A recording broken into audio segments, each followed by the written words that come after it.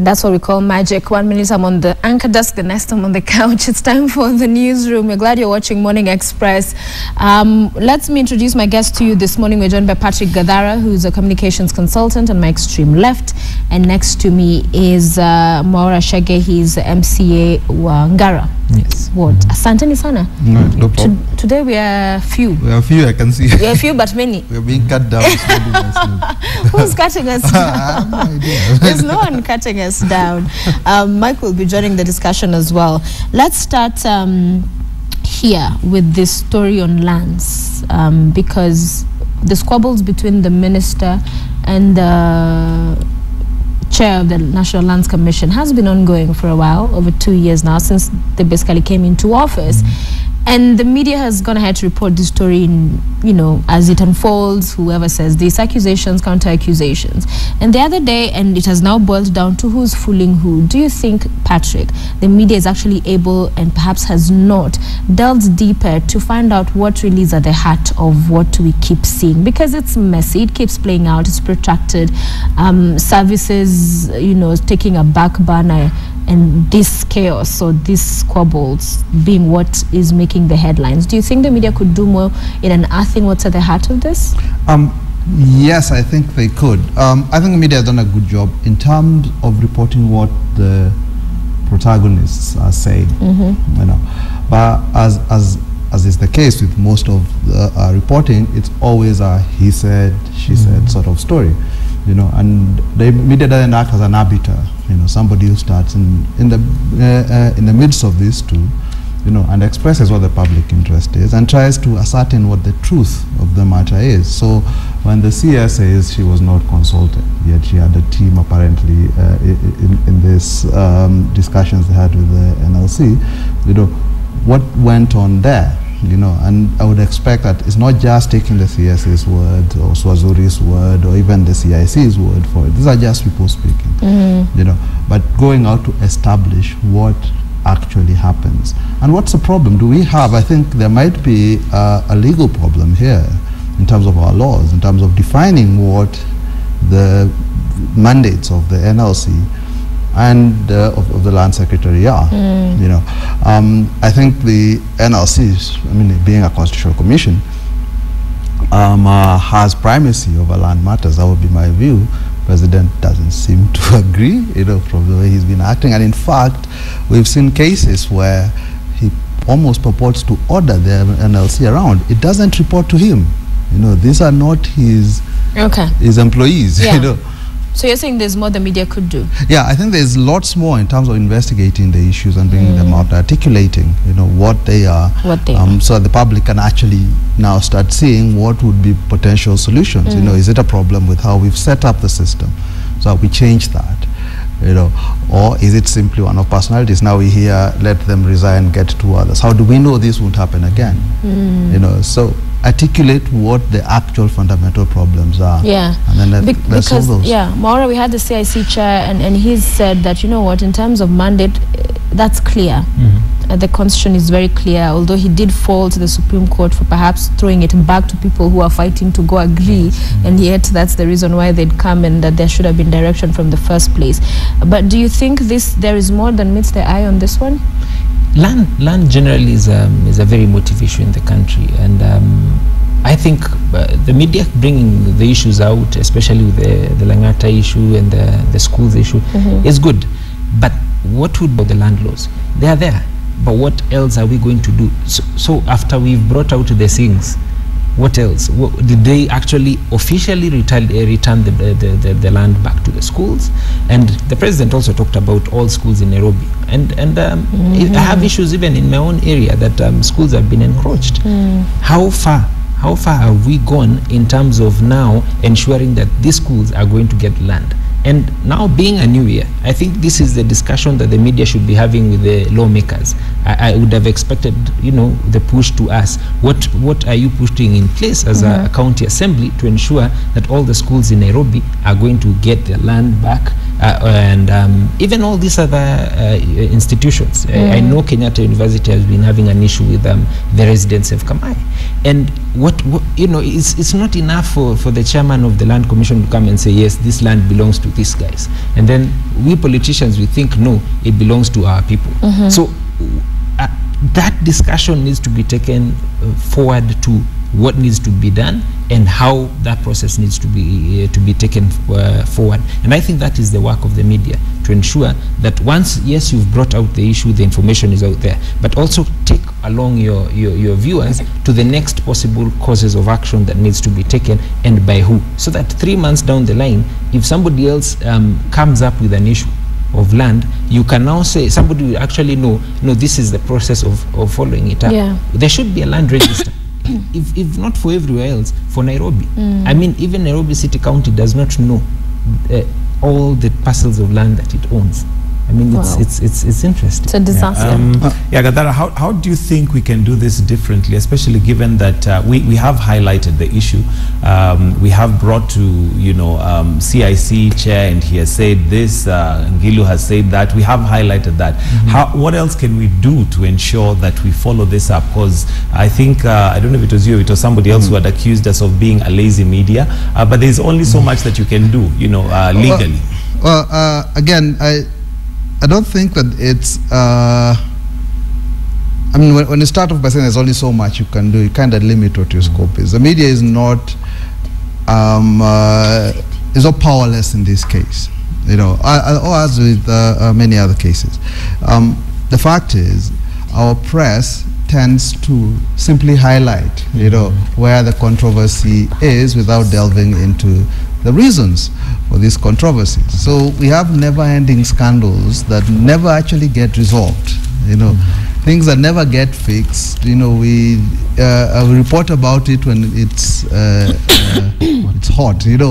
It's exciting, and then it's very quickly forgotten. I mean, think of our guy in Gilgil. What's his name? The MP, we've even forgotten his name. We forget that quickly. It's all gone. It's all disappeared. It's not being discussed. And this is my thing. If the it is impossible to discuss everything on one day. It's not discussing everything on one day. It is discussing issues, and these are issues that are recurrent. That keep popping up, but they are never tied together as part of an issue. Everything is reported in isolation. So Keter comes, it disappears. His issue remains, but we don't talk about it. And you see his issue here as his acts, his language, or what he was saying he's pushing for me, his issue is much larger than simply that he abused or insulted people. We've got a culture, I suppose you might call it, of the big man in Kenya, in Africa, where these guys are not bound by laws, are not bound by rules. And this is stuff that happens on a daily basis, but we don't discuss that. We will highlight the one and then quickly forget about it.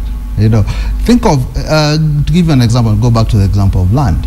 The president stands up and says, we will revoke title deeds in Lamu. It is not his job to do that.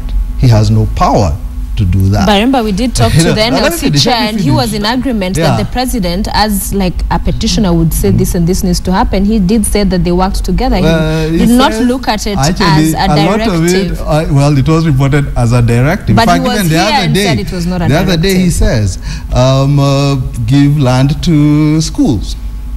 He issues a directive that the CS and the NLC should get together, give land to schools. It is not his job. It is not his power.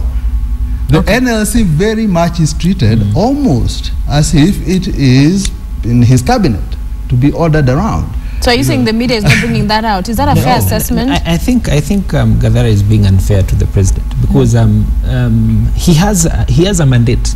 He has a mandate over and above the issues that are happening in the country, and the leaders also, because I think much as it might not automatically be written that this is the job of the president, I think he has the moral responsibility to be able to address the issues. Now it's upon the person whose mandate is to handle the issues of land to take it up upon himself and drive it through. You get, because I think it could be an elevated suggestion from the president or whoever. It's reported as a directive. Whatever it is, but I think because the land issue is still a national function, and I think that's where the media should come out and tell us clearly, these are the issues that the National Land Commission should be handling, and these are the issues for the ministry to be handling. So that now your that has clearly come out. Now, if that comes out, then now we can say this is what NLC chairman should be addressing and is not addressing. This is what the National Cabinet Secretary of Lands, on behalf of the government and also on behalf of the president, should be addressing and is not addressing. So that now you leave us to understand and to know who's failing who. Okay. But if you bring out, I saw the CIC chairman who was your guest here, and he gave out his issues. In the evening it was news. Ngelu. And Ngelu said, I am not going to resign. Who is this guy? It's you like pushing this against this one. No. But I think, what do you mean we like pushing this against this? It's her getting a right to reply. He said that she's not, seemingly unwilling or but that not able to work with this other that individual. Information comes out as if it is the CIC chairman attacking the CIC. But you see, we can't tweak it. All we do is bring to the CIC public chair what they have comes said. here, quotes the constitution. Yeah. Quotes the law. He's not the only guy who's privy to the law. You guys can look up the law. And this idea that you cannot have an opinion, that our media cannot say what it thinks, it will sit back and simply report what that guy says and what that guy says. In as far as what the law says, that I even remember over the weekend reading an article and the issues that were being clarified, that's the mandate of what lies in the NLC and the ministry, that was put up. But now the problem has come back to being that Charity Ngilu, the CS, will not sign to that because she claims her people were not consulted. So in as far as the media bringing out the issues and what the law says, that has been done. But remember, the argument, or rather the disagreement, according to the face of it, is the law. So we cannot come with our opinion that as the media, this is what we think is what the law says. If even the Supreme Court is coming here, it's been called into the particular... I think you can. I think you can comment on what the law says, and I think you can actually bring in law experts to have a look at the law and say, this is what it says. What I don't like is this confusion that is created when we've got the CS's interpretation, you've got the CIC. That's why the matter is in the Supreme Court. And it keeps being bounced around without being articulated what is the problem.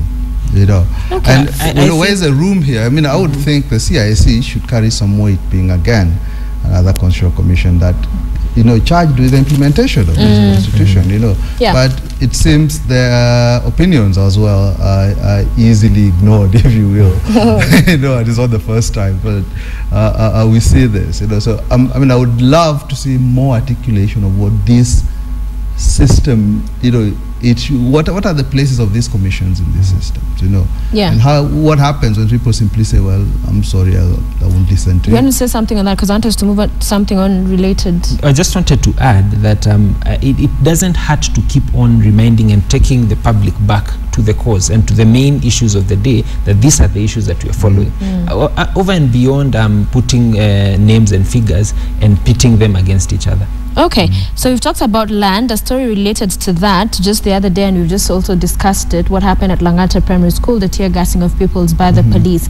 And the media, showed what happened, and what was clear from those clips was that the police tear gassed the kids. Now, since I don't know if you all have managed to watch this, there's a clip that has, has emerged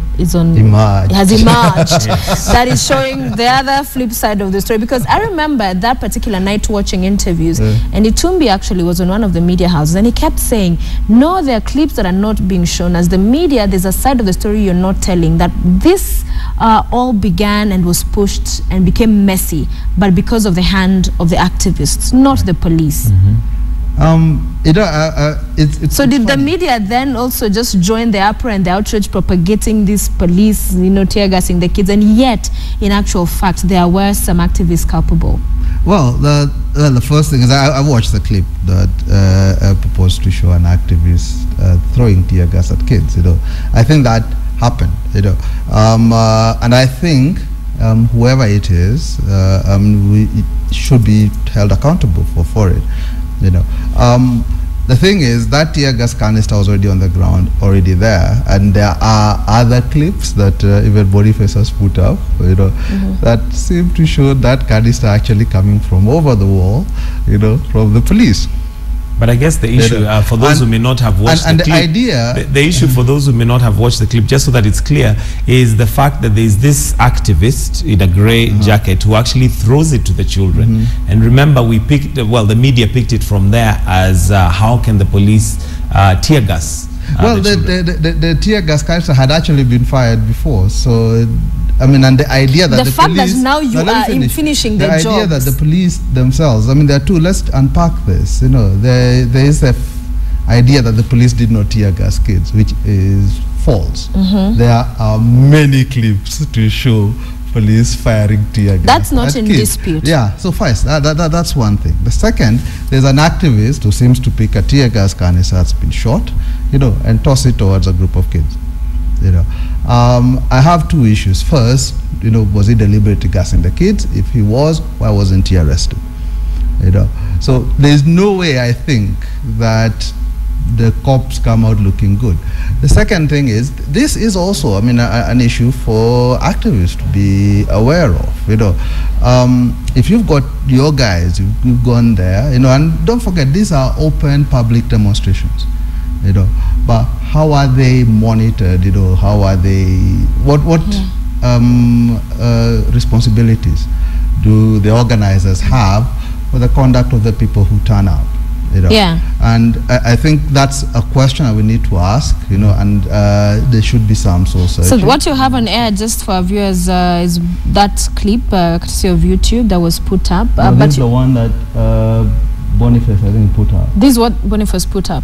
Yeah, afterwards in reply to that activist of doom thing. All right. Yeah, you can see, cops who are firing at kids. What are your thoughts, Mheshimiwa? My thoughts are that I think, as a rule of thumb, I think the media should have sizable or complete authority when it comes to the clips and coverage that normally happen to make news, because basically that's your job. You shouldn't be let or caught napping when somebody comes out and says there's a clip that is not being shown. There's an element of biasness. If somebody comes out and it presses the media to now defend and say, no, there was a reason why we did not put that clip or whatever. I think there should be a very good explanation, as back to your question, that the reason why we did not put this clip is we thought it was gory, or we thought it was not good for national viewership and all that. Right. But that should not be because something was trying to be covered up, because all the time it's always easy. It has always been easy to pick at the government. Yes. Because you're in the opposition, you just bring up an issue, throw it out. It is always harder for somebody who is in government to be pressed. And this, if you look at this, the discussion that we are talking about is the police. It is always easy, to go on the sides to the side of the activist, because he's not the one wielding the power at that point in time. But also look at the mandate of that officer who is there. He's supposed to maintain order. We can argue the far he can go, in terms of maintaining that order. But at the end of the day, the coverage for me should be able to be wholesome, so that nobody can say, like you're saying, it won't be whoever was saying, that there's something that you're showing. Yeah, on that particular day, he was very, focused on, and I think he actually came with clips himself. So he kept telling this person, can you show the clips that I showed you? So the concern there is, fine, no one is disputing that the CS came out to apologize. Not have apologized, it didn't happen. So no one is disputing that the police in fact did it. The question is that why wasn't the fact that the activists as well were also partly involved? No, well, here's the thing is, again, I think we need to articulate more, what the guy was doing. As you see on Bonnie's clips, he suggests that this guy was trying to get this thing away and throw it into a ditch. I don't know. The ditch was rather... I don't know. I'm just saying, this is what he suggests. Okay. My thing is, again, these are public demonstrations. People turn up for them, So those guys who turn up have a responsibility, you know. And my question again will go back to what did the cops do? And in fact, as we are asking this, let's not forget the bigger issue, as you say. You know, what were cops doing there in the first place? You know, what were they doing there with tear gas in the first place? You know, to protect what? An illegal wall? You know, a wall the government itself says was illegal. Now, there is a danger that in all these shenanigans, and I do agree that, I mean, the actions of that one particular person need to be looked at, you know, but the bigger issue, and for me the bigger story, you know, that we shouldn't lose sight of, was that these were cops who shouldn't have been there. Okay. Who deployed them. Yeah. You know. And I don't want us to go back to that, the story. I was just going to ask, do you think like the media, we are a bit harsh towards authority as opposed to like now the activists who would be acting like Robin Hood, you know, for the sake of the people? Maybe we are very harsh towards it, our authorities, like the police in this case, and possibly miss out on the other side because we are, you know, we paint this picture that the authorities are wrong always. Well, I'll say one thing, that the prime role of a free press, you know, is to hold the authorities to account. The power holding to account, does it mean that you always begin from? But not to be biased. No, let me finish. Let me finish. Yes, I mean, I'm not saying that you don't report when civil society or anybody else goes wrong. You know, but your primary focus as a media is on the people who hold power.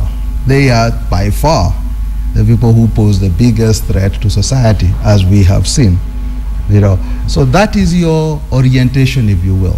Now, I totally agree that you shouldn't ignore what goes wrong in other places, but also I would really hasten to urge that you don't simply take people's word for it. All right. You know, whether it's government or activists or whoever, you know, it's important that media gets into the habit. So the media should approach, you said, these stories from a place of suspicion, knowing that those in power, it's not in their favor, is not in their, you know, goodness of heart to come and say whatever is happening. Yeah, that's precisely. Okay. I think this is national television. You should not allow Gadara to get away with it. That's why you're here. Because I mean, you cannot say that the people who hold office are the people who are the greatest, and they are the greatest threat. Sure, yes, they are. They can't be, because I mean, they didn't put themselves there. I mean, people queued and said, these are the guys we want. And that mandate is given out of a free will, you know, and to be exercised with some responsibility on behalf of those people. So I think, as is Michael's question was, I think we are a bit unfair. Let me say media is a bit unfair when it comes to holding the guys in authority to account. Because I think the primary responsibility, the way I understand it, is of course to inform these people and to educate this public towards what are the responsibilities of those who are wielding power, and even the responsibilities of those people who've given them that power, because it is not in a vacuum. The president works in the four corners of the country. If it's a county governor or you know, an assembly person, whatever, you are given a specific mandate on behalf of those people. So I think the issue should be, how good are they in exercising the powers that they've been given for the betterment of those people?